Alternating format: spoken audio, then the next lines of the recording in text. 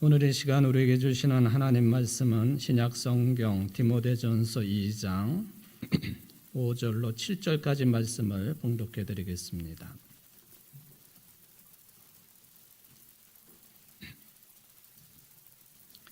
하나님은 한 분이시요 또 하나님과 사람 사이의 중보자도 한 분이시니 곧 사람이신 그리스도 예수라.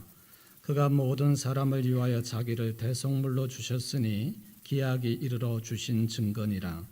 이를 위하여 내가 전파하는 자와 사도로 세움을 입은 것은 참말이요 거짓말이 아니니 믿음과 진리 안에서 내가 이방인의 스승이 되었노라. 아멘.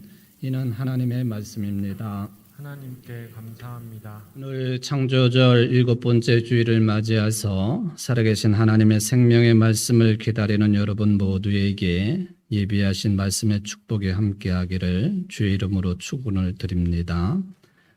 특별히 몸이 불편해서 예배 참여가 어려운 성도 여러분들에게도 생동력이 있는 말씀의 능력이 함께하기를 바랍니다. 이제는 코로나 때문에 교회 출석이 어려운 시기는 지나가는 것 같습니다.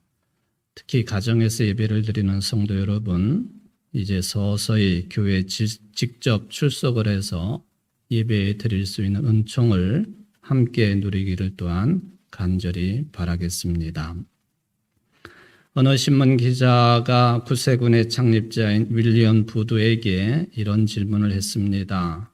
다가오는 미래에 닥쳐올 가장 큰 위험을 뭐라고 생각하십니까? 그때 이 질문을 받은 윌리엄 부두는 나이가 많아서 임종을 가까이 두고 있었을 때였습니다. 그는 아주 신중하게 답변을 합니다. 이제 앞으로 세계가 직면하게 될 가장 큰 위험은 첫 번째로 거듭남이 없는 용서만을 전하는 철학적인 기독교가 위험합니다. 두 번째, 그리스도가 계시지 않는 교회가 위험합니다. 세 번째, 하나님이 없는 정치, 지옥이 없는 천국을 말하는 잘못된 교리, 이 세 가지가 내가 생각할 때에는 앞으로 미래에 닥쳐올 가장 큰 교회의 위협이고 또 신앙의 위협이라고 생각한다고 윌리엄 부두가 답변을 했습니다. 오래전 답변이긴 하지만 지금 시대에도 의미가 있는 답변이라고 보여집니다. 사실 그런 것 같습니다. 오늘날 교회들이 이런 문제를 맞이하고 있다고 말해도 틀리지 않습니다. 20세기에 칼 발트와 함께 신학계를 주름잡았던 에밀 브루너라고 하는 학자가 있는데 이 양반이 교회의 오해 또는 기독교의 오해라고 하는 그런 책에서 비슷한 지적을 몇 가지를 해주고 있습니다. 첫 번째, 교회를 학교로 착각하고 있다는 것입니다. 교회에서 물론 가르치는 일이 일어나는 것은 사실이고 또 배움도 일어나기는 하지만은 그 가르치고 배우는 것 자체를 교회라고 생각해서는 안 된다. 진리를 가르치고 배운다고 해서 교회를 단순하게 학교로 생각하는 것은 잘못된 판단이다라는 지적을 합니다. 두 번째로는 교회를 단순하게 친교를 하는 친교 공동체로만 생각하는 것도 착각이라 했습니다. 성도들이 물론 모여 대화를 하고 차를 마시고 친교를 하게 되어 있지만 그것은 결코 교회의 본질이라고 할 수는 없다는 것입니다. 세 번째, 교회를 일종의 자선단체로, 자선사업을 하는 단체로 착각을 한다는 것입니다. 이 세상에서도 교회를 향해서 어려울 때마다 교회가 무엇하고 있느냐? 빨리빨리 헌금한 거 다 내놓고 돈을 내놓아야 되지 않겠느냐 하고 야단을 치기도 합니다. 당연히 교회는 구제 사업을 펼칩니다. 그렇다고 해가지고 교회는 구제를 위한 기관만은 아니라 하는 것입니다. 네 번째, 불의에 항거하는 어떠한 저항 단체나 정치 집단으로 교회를 착각하는 경우가 있다 했습니다. 물론 교회는 불의를 반대하고 따르지 않습니다만은 그렇다고 해서 불의한 사회를 향해 무력을 동원하거나 또 물리적인 힘을 동원해서 혁명을 일으키는 그런 집단은 아니다. 이게 에밀 브루너가 이야기하고 있는 교회에 대한 오해 또는 기독교에 대한 오해의 여러 측면이라고 볼 수가 있겠습니다.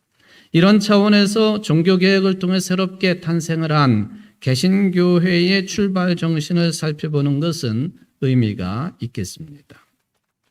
500여 년 전에 로마 교회와 분리가 된 이후에 교회의 표지, 교회는 이래야 된다라고 하는 이 신학이 아주 중요한 이슈로 떠오르게 되었습니다.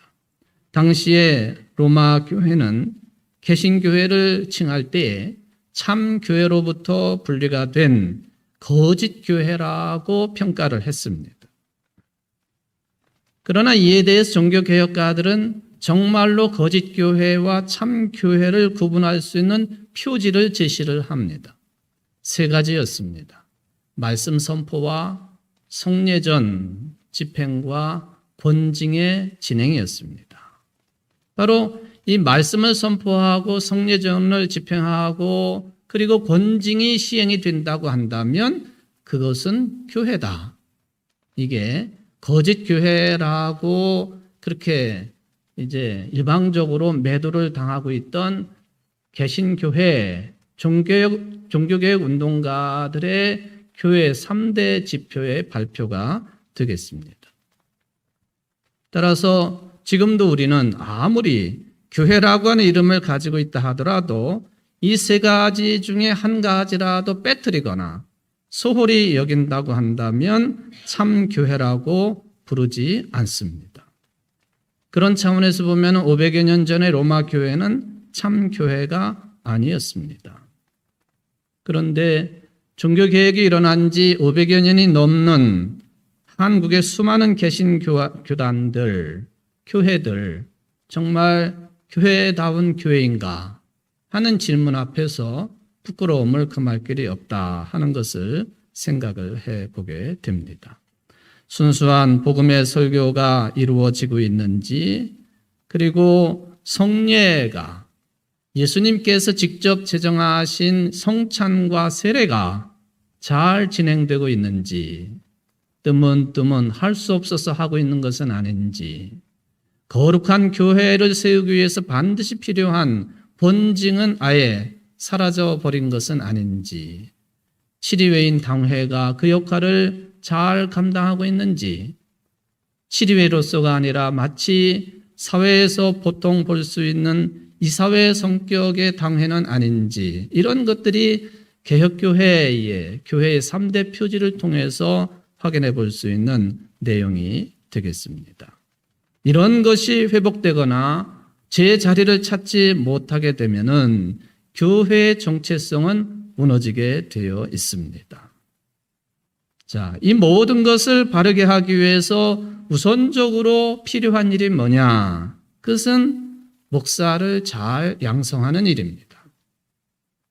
말씀을 순수하게 선포하는 것도, 또 그 말씀에 따라서 성례전을 진행하는 것도, 또 권징을 당면들과 함께 지도자로서 신실하게 시행하는 것도 모두 다가 목사가 감당해야 될 직무이기 때문에 그렇습니다. 따라서 앞으로 교회의 미래는 얼마나 신실하고 또 선한 목자로서 목사를 길러내는가에 따라서 결정되는 것도 사실입니다. 예전에는 무조건 그저 엎드려 기도만 하고 또 열심히 발로 뛰기만 하면은 목회가 됐는지 모르지만은 이제는 그런 것보다도 어떠한 목회자로서의 방향성을 가지고 있느냐, 이게 더 중요한 시대가 되었다는 거예요. 바로 이 방향성의 출발점은 종교개혁 정신에 따라서 교회의 3대 표지로부터 시작할 수밖에 없는 거예요. 순수한 복음이 선포되고 있느냐? 교회에서. 성례전이 제대로 주님의 제정하신 대로 그 정신대로 잘 집행되고 있느냐? 교회에서. 권징이 이루어짐으로 거룩한 공교회로서의 정체성을 확립하고 있느냐? 교회에서. 이것을 이루어가고 있는 목사가 제대로 된 선한 목자로서의 방향성을 가지고 있느냐? 교회에서. 아주 중요한 문제라 하는 것입니다.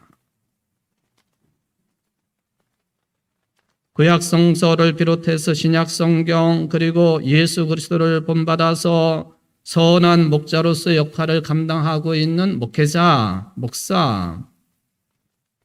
저는 오늘 디모데전서 말씀과 연결을 해서 이 하는 역할 가운데 아주 중요한 것이 중재자의 역할을 감당하고 있다 하는 것입니다. 마치 구약시대 때 제사장이 감당했던 것처럼 이 중재자 또는 중보자, 중개자의 역할을 잘 감당하는 것도 훌륭한 선한 목자의 상이 된다고 하는 것을 말씀을 드립니다. 중보자라 하면은 서로 대립되어 있거나 또는 적대 관계되어 있는 그 사이에서 화해와 일치를 이루는 자, 그것을 주도적으로 이끌어가는 자, 이게 중보자가 가지고 있는 사전적인 의미가 되겠습니다.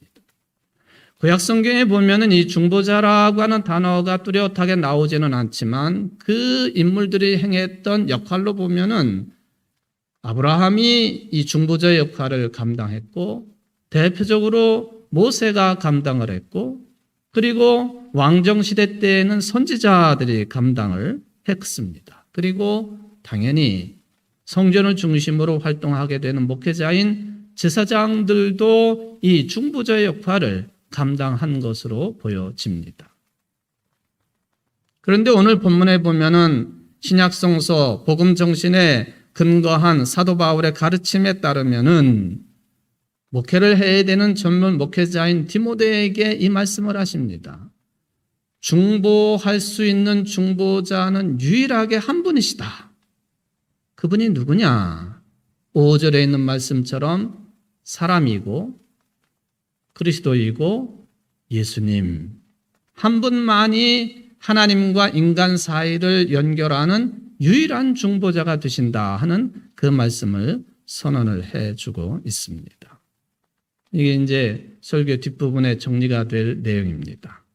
그렇다면은 구약시대 때에 이 중보 역할을 하고 있는 제사장들이 성전을 중심으로 어떠한 역할을 감당했느냐? 수많은 역할들이 있겠는데 중보의 개념과 관련지어서 저는 이 분향단을 관리했다고 하는 측면을 한번 말씀을 드려보려고 합니다.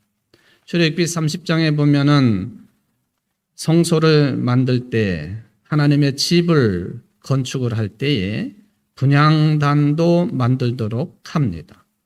분향단의 크기는 가로 세로 한 규빗이라 했습니다. 한 규빗은 여러분들의 가장 긴 손가락과 그리고 팔 뒤꿈치까지 길이가 한 규빗입니다. 보통 45cm라고 칭합니다. 가로 세로가 45cm, 높이는 2규빗 90cm이고 네 귀퉁이에다가 뿔을 만들라 했습니다. 그리고 전체를 정금으로 쌌습니다.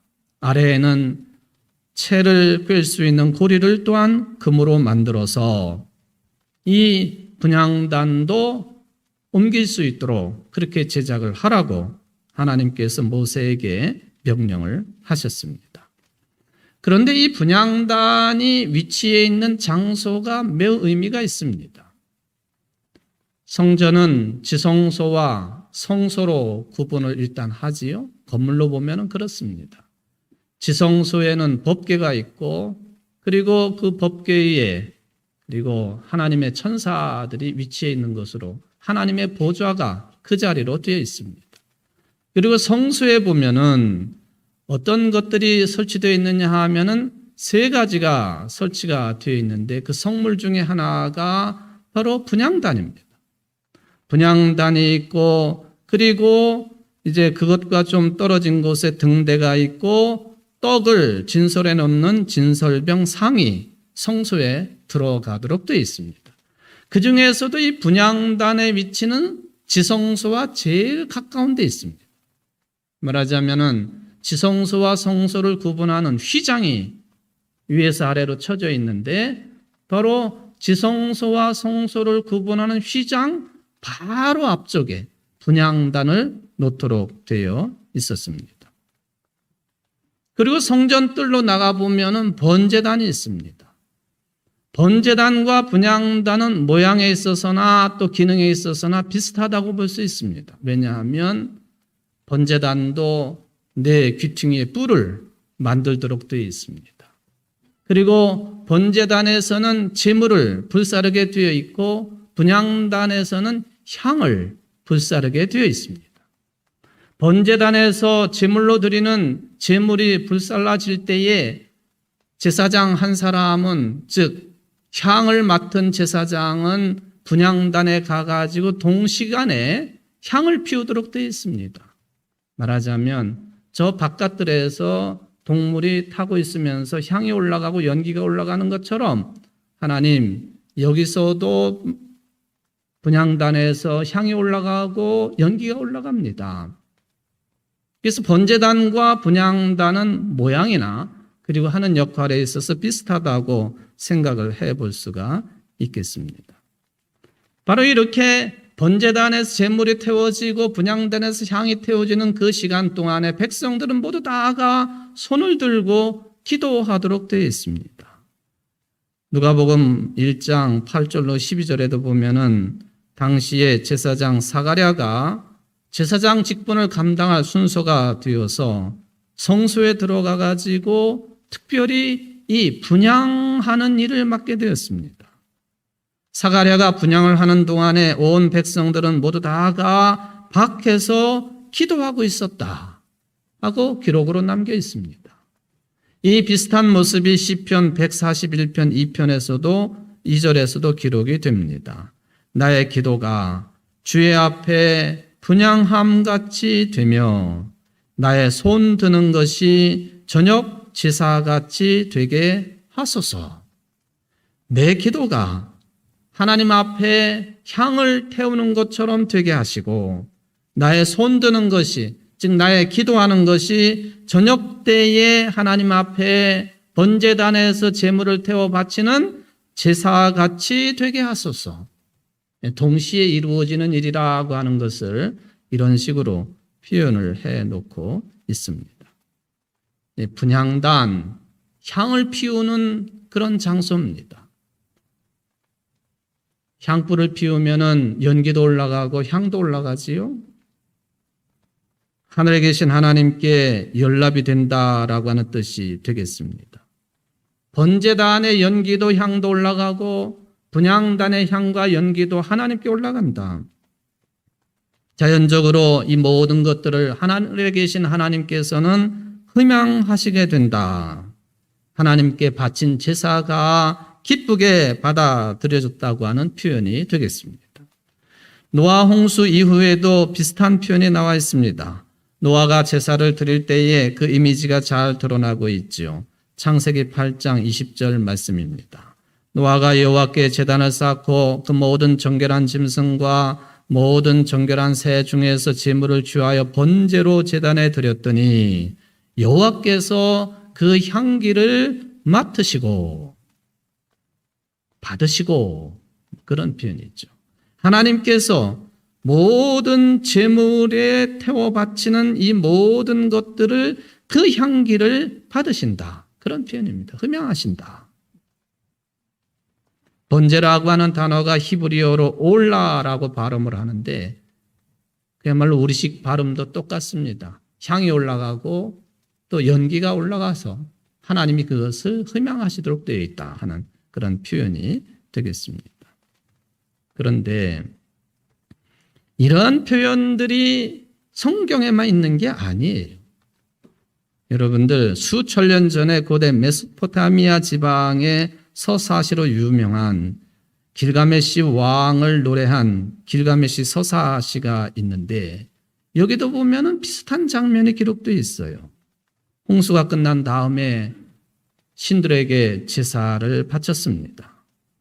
그것은 홍수를 끝난 그치게 한 신들에게 감사하는 제사라기보다는 홍수가 일주일 동안이나 계속되었기 때문에 매일같이 아침 저녁으로 제물을 바쳐서 신들이 인간들이 바친 제물을 먹어가지고 배를 골지 않고 그렇게 지냈어야 되는데 일주일 동안 신들이 아무것도 먹지를 못했기 때문에 여기 제사를 드렸다 하는 기록입니다. 그래서 나는 내 방향으로 모든 것을 가지런히 놓고 제사를 지냈다. 제기들은 7번씩이나 정렬을 하고 그 밑에 갈대, 소나무, 도금냥의 수액을 부었다. 신들은 그 향기로운 냄새를 맡았다. 신들이 파리떼처럼 제물에 몰려들었다. 여러분, 여러분들을 시험에 들게 하려고 이런 이야기를 소개하는 것은 아니에요. 제가 드리고 싶은 말씀의 요지는 천지를 주관하시는 하나님께서 물론 구약시대 때 성전에는 성소에는 분향단이 있고 또 번제단에서 번제물을 태워가지고 그 향을 맡으시고 연기를 맡으시는 하나님이라고 하는 고백이 있습니다만은 하나님이, 우리가 믿는 하나님이 그러한 향이나 그러한 연기로 배를 불리시는 분이시냐? 아닌 것이죠. 길가메시 서사시에 나오는 것처럼 홍수 뒤에 제물을 바치니 신들이 파리떼처럼 앉아가지고 제물을 먹었다. 하나님이 그런 분이시냐? 아니죠. 성경은 분명히 하나님께서 우리를 통해서 받으시는 제물과 예물은 우리 인간들의 마음이고 정성이라고 표현합니다. 그래서 이것을 우리는 기도의 향기라고 부르기도 합니다. 좀 전에 시편 말씀을 읽어드렸습니다마는 나의 기도가 주의 앞에 분향함과 같이 되며 나의 손 드는 것이 저녁 제사 같이 되게 하소서. 내 기도가 향을 드리는 것이요, 내 기도가 번제물을 드리는 것이요, 마음과 정성을 다해서 기도하는 것, 이것이 향을 피우는 것이고 번제물을 바치는 것이다 라고 하는 이미 시편 기자의 신앙 해석을 우리가 접할 수가 있겠습니다. 하나님은 제물의 향과 연기를 맡으시는 분이 아니라 우리의 마음과 정성의 기도를 받으시는 분이십니다. 향이 하늘로 올라갈 때에 기도도 함께 그 향을 타고 가는 것처럼 하나님은 우리의 기도와 예배를 기뻐 받으시고 향과 함께 올라오는 우리의 마음과 정성을 흠양하시는 분이시다. 이게 이제 신앙적인 바른 해석이 되겠습니다. 여러분들 인류 역사의 종교 역사를 살펴보면은 나름대로의 예배의식이나 제사의식에서 꼭 빠지지 아니하는 절차가 있으니 향을 바치는 겁니다. 그거는 빠짐이 없어요. 아마 인류 역사 가운데 가장 오래된 종교라고 할 수 있는 힌두교를 예를 들면은 힌두교의 제사 행위를 그저 눈으로 볼 수 있는 그런 그 모습이 그 인도의 바라나시 겐지스 강변을 가면은 매일 밤 아르띠 뿌자라고 해가지고 아르띠 제사를 드립니다. 힌두교 신에게 제사를 드리는 거죠. 보통 힌두교 성전은 힌두교인이 아니면 못 들어가게 하거든요. 그러니까 제사할 수 있는 거를 제사하는 걸 잘 보지를 못해요. 근데 이 겐지지 강변에서는 브라만 계급의 사제들이 나와가지고 마치 무슨 퍼포먼스를 하는 것처럼 아르띠 뿌자를 바칩니다. 그때 불향연을 펼치기도 하고 노래를 부르기도 하고 악기를 연주하기도 하고 그럽니다마는 그 중에 아주 중요한 절차 중에 하나가 향로를 들고 향을 바치는 거예요. 인류의 가장 오래된 종교에서도 향을 바치는 일이 있었다. 이 힌두교의 개혁 종교의 한파인 불교가 이것을 받아들인 것은 자연스러운 일입니다. 따라서 지금도 우리는 법당에 가면은 법당의 한 가장 앞줄에 한 중앙에 향로를 놓고 향을 피우는 것을 볼 수 있지 않습니까? 어떤 그리스도인들은 그 절에 들어가가지고 그런 향 맡는 것을 굉장히 기분 나빠하시는 분들도 계세요. 왜냐하면 그것은 불교 향기라 그렇게 생각하기 때문에 그렇지요. 여러분, 불교인들은 부처에게 6가지를 공양을 하지요. 등도 바치고, 차도 바치고, 꽃도 바치고, 또 과일도 바치고, 쌀도 바치고. 그래가지고 법당의 그 제단에 보면 이런 것들이 그냥 아주 질서 있게 나열이 된 것을 볼 수 있어요. 그 중에 제일 먼저 언급이 되는 게 향이에요. 이게 바로 육법 공양이다. 육법 공양. 그 중에 처음에 등장하는 게 향입니다. 향을 바치고 등을 바치고 차를 바치고 꽃을 바치고 과일을 바치고 쌀을 바친다. 의미 있지요. 대부분의 한국의 절, 그 도량 안팎에다가 심는 나무가 여러 종류이지만은 반드시 등장하는 나무가 향나무입니다. 그것도 의미 있는 것이에요. 이것이 민간에게 이제 전파가 되면서 소위 말하면은 매향 의식까지 있지 않습니까? 매향. 그러니까 향나무나 또는 이 그런 단향목 이런 것들을 땅 속에 묻어가지고 천년이 지난 뒤에 그 침향목을 그걸 캐내가지고 그걸 가지고 향을 그러니까 부처에게 바치는 향으로 쓰는 매향 의식이 우리나라에도 흔적이 남아있지 않습니까? 고성의 삼일포라든지 정주라든지 사천, 암태도 이런 6군데가 매향비가 즉 여기에 말하자면은 그 향나무를 묻어두었다. 매향 비석을 세워놓을 정도로 매향의 의식까지 생겨난 것을 볼 수가 있습니다. 천주교도 마찬가지입니다. 천주교에서도 매 미사 때만은 아니지만은 미사 때에 중요한 미사 때 향을 치는 것을 볼 수 있습니다. 향을 친다고 그래요. 이렇게 흔들면서. 향로를 흔들면서 신부가 하든지 아니면은 뭐 복사가 하든지 향을 치죠. 태워서 연기나는 것을 또 그 향을 하늘로 올라가게 한다 하는 그런 의미가 거기에는 담겨 있습니다. 여러분, 제가 이제 동영상을 하나 좀 보여드리겠는데요. 그 산티아고 순례길이 있지 않습니까? 스페인의 그 산티아고인데, 산티아고는 성 야고보이죠.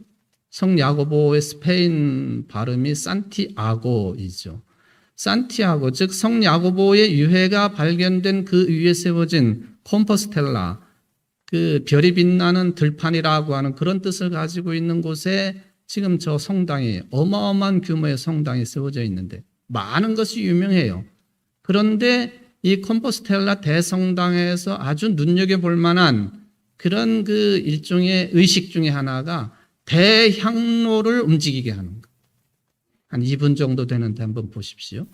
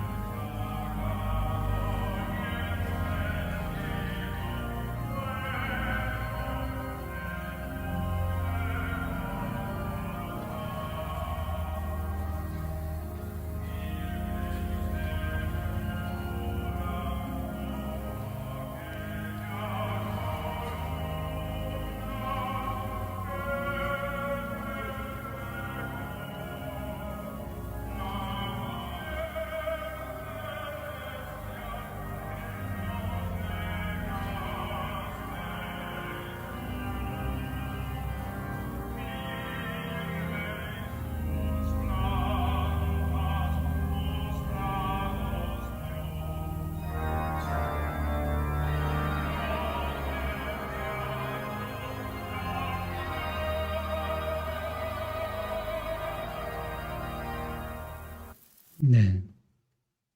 저게 제가 일부 예배 시간에는 무게를 잘못 얘기한 것 같아요. 제가 800kg이라고 그랬는데 그 정도 되면은 무거워가지고 못 움직이겠죠. 80kg 정도 되고 키가 한 160cm 정도 되는 대향로, 이름이 보타 푸메이로라고 하는 이름을 가지고 있는 1851년도에 제작한 초대형, 세계에서 가장 큰 향로로 알려져 있는 그 향로입니다. 8명의 사람들이 붉은 옷을 입고는 줄을 잡아당겨 가지고 저 향로가 움직이도록 하지요. 이게 이제 왔다 갔다 하는데 저게 속도로 말하면 시속 80km 정도로 저기 맞으면 죽어요, 저거. 근데 언제 한번 저것이 뚝 끊어져 가지고 떨어진 적이 있다고 그래요. 사람이 죽었는지는 모르겠는데. 근데 여러분, 저 향로가 왔다 갔다 하는 그 위치를 한번 보십시오. 구약 성경의 성소, 그것도 지성소와 성소를 구분하는 휘장 가장 가까운 곳에, 즉 하나님의 보좌 가장 가까운 곳에 위치한 그곳에 있는 분향단, 그 개념이 저기에 적용이 되는 거죠. 사제들이 들어가서 미사를 집례하는 우리 교회는 그런 구분이 없지만 쉽게 예를 든다면 이 강대상하고 회중석 그 사이에 이 이게 향로가 왔다 갔다 하지 않습니까? 깨끗하게 한다, 성결하게 한다. 그리고 이 분향을 통해서 인간들의 모든 것들이 마치 연기처럼 향처럼 하나님께로 올라간다 하는 그런 개념으로 이 향을 피우는 거예요. 향을 피운다. 인류 역사에 존재하고 있는 어떤 종교이든지 간에 향을 태워 연기로 올려 보내는 분향. 이게 어떤 의미냐? 일반적으로 보면은 분향을 통해서 이곳과 저곳이 연결된다고 믿는 겁니다. 중보, 중재 역할이 이 향을 피움으로 그걸 대신하고 있다. 물론 사제들도 그 역할을 하지만은 눈에 보이기도 하고 코로 냄새를 맡을 수 있는 이 오감을 동원해서 우리 인간들이 하나님께 이것이 지금 올라가고 있다 하는 것을 느끼도록 하는 그 장치가 분향단입니다. 이것과 저것을 연결해 준다. 우리 교회는 이것을 받아들이지는 않지요. 우리는 전혀 다른 중보자, 전혀 다른 중보 역할로 하나님과 교통하는 삶을 살고 있기 때문에 그렇습니다. 오늘 본문이 그걸 말씀하고 있어요. 우리는 전혀 다른 한 분 중보자와 함께한다. 전혀 다른 중보의 역할을 통해서 우리는 하나님과 교통할 수 있는 인생들이 되었다. 그게 사도 바울이 아들과 같은 후배 목회자인 디모데에게 써준 편지 속에 들어있는 5절에 있는 아주 귀한 내용이라고 하는 것을 말씀을 드립니다. 하나님은 한 분이시요 또 하나님과 사람 사이의 중보도 한 분이시니 그 사람이신 그리스도 예수라. 그가 모든 사람을 위하여 자기를 속전으로 주셨으니 기약이 이르면 증거할 것이라고 하는 그 말씀이죠. 하나님과 사람 사이의 중보자는 한 분뿐이시다. 공동번역 성경은 이렇게 번역을 했습니다. 하나님은 한 분뿐이시고 하나님과 사람 사이의 중재자도 한 분뿐이신데 그분이 바로 사람으로 오셨던 그리스도 예수님이십니다. 여기에 헬라어 성경의 그 순서를 눈여겨볼 필요가 있습니다. 공동번역대로 보면은 그분이 바로 사람으로 오셨던 그리스도 예수이십니다. 꾸미는 말들이 들어가 있는데요. 헬라어 성경에는 아주 심플하게 세 단어만 나열이 됩니다. 사람, 그리스도, 예수. 강조하는 거죠. 중보자가 한 분이신데 그분은 사람, 그리스도, 예수이시다. 이 세 단어만 나란히 나오고 있습니다. 안트로포스 사람이다. 그분은 분명히 사람이다. 그리고 그리스도이시다. 그리고 예수님이시다. 이게 초대교회가 고백하고 있는 중보자 예수 그리스도에 대한 위대한 신앙 고백이 되겠습니다. 오늘날 21세기를 최첨단의 시대를 살아가고 있는 이 시대에도 여전히 중보자가 계시다고 하는 것을 믿어야 되겠는가?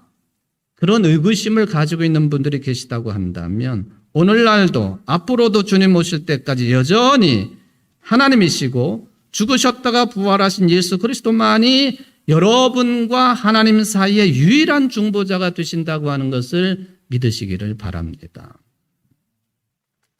나는 죽을 수밖에 없는 죄인이에요.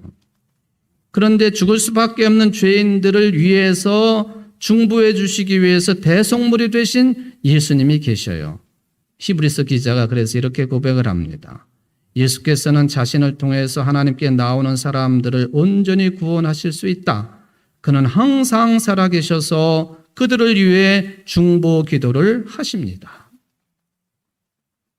그래서 오늘도 여러분의 기도는 고독하지 않고 외롭지 않은 거예요. 그래서 오늘 여러분의 기도는 부족해도 부족하지 않은 것이고 연약해도 연약하지 않은 것이에요. 신음같이 드리는 짧은 기도라고 할지라도 오늘날 여러분들의 기도가 중보자이신 예수님 때문에 주님의 마음에 깊이 닿을 수가 있는 겁니다. 왜? 사람이시고 그리스도이시며 그 예수님께서 여러분들을 중보하시기 때문에 그렇습니다. 저는 중보자로서 오늘도 이런 기도를 드리고 싶습니다.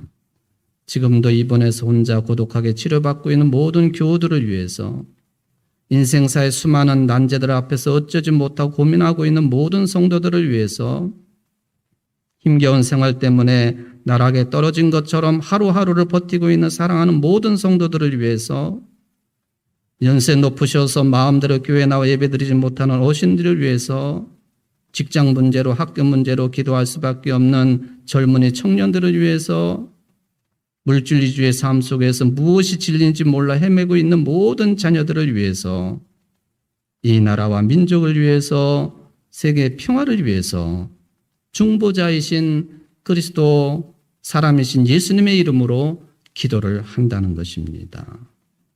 여러분, 중보자 때문에 평안하시기를 바랍니다. 너에게 평안이 있을지어다 하시는 주님의 음성이 여러분들에게 들려지는 음성 되시기를 바랍니다. 여러분 모두의 기도가 향기로운 향연이 되어서 하나님 아버지께 힘있게 올라가기를 주의 이름으로 축원을 드립니다. 자비로우신 하나님 아버지, 우리는 여전히 부족한 죄인들이고 죽을 수밖에 없는 죄인들입니다. 그래서 기도에도 힘이 없고 늘 의심을 많이 합니다. 우리를 대신해 간구하시는 중보기도를 하시는 사람이고 그리스도이시고 예수님께서 우리와 함께 하시니 무엇이 고민이고 무엇이 나락에 떨어진 모습이겠습니까? 주님 우리에게 용기를 주시고 새로운 능력을 힘입어서 중보자 그리스도 안에서 하나님께 간구함으로 복된 삶을 살아갈 줄 아는 청주 제1교회 모든 성도들이 될 수 있도록 축복하여 주옵소서. 예수님의 이름으로 기도하옵나이다. 아멘.